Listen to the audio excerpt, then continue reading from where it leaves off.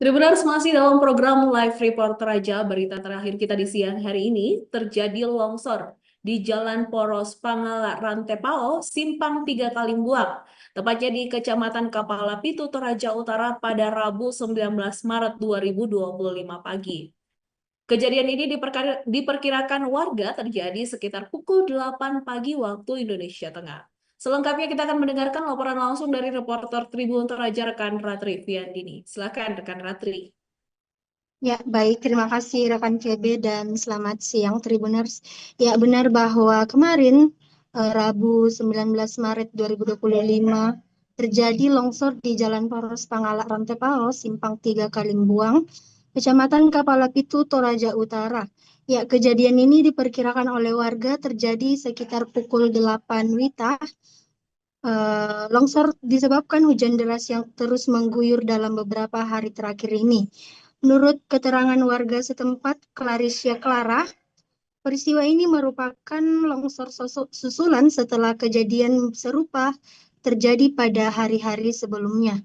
Ya, menurut keterangan dari uh, Claricia bahwa longsor ini yang kemarin, maaf, longsor kemarin terjadi tidak terlalu parah, namun pada hari Rabu 19 Maret 2025 itu longsornya kembali menyusul dan ini adalah yang paling parah.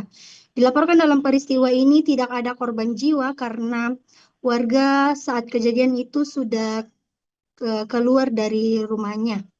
Namun dalam peristiwa ini material longsor sepenuhnya menutupi akses jalan, mengakibatkan kendaraan terhambat dan tidak bisa melintas. Warga pun terpaksa mencari alternatif untuk melanjutkan perjalanannya.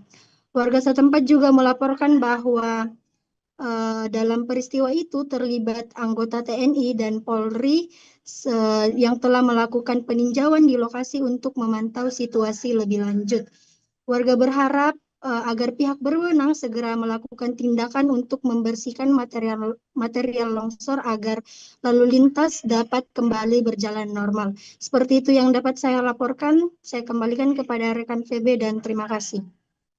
Baik, terima kasih rekan Ratri untuk laporannya. Demikian Tribuners untuk live report kita di hari ini, Kamis 20 Maret 2025. Ikuti semua media sosial Tribun Toraja untuk mendapatkan update terbaru mengenai peristiwa seputar Toraja hingga dunia. Saya Pepe Telan dan kru yang bertugas undur diri, mata lokal menjangkau Indonesia.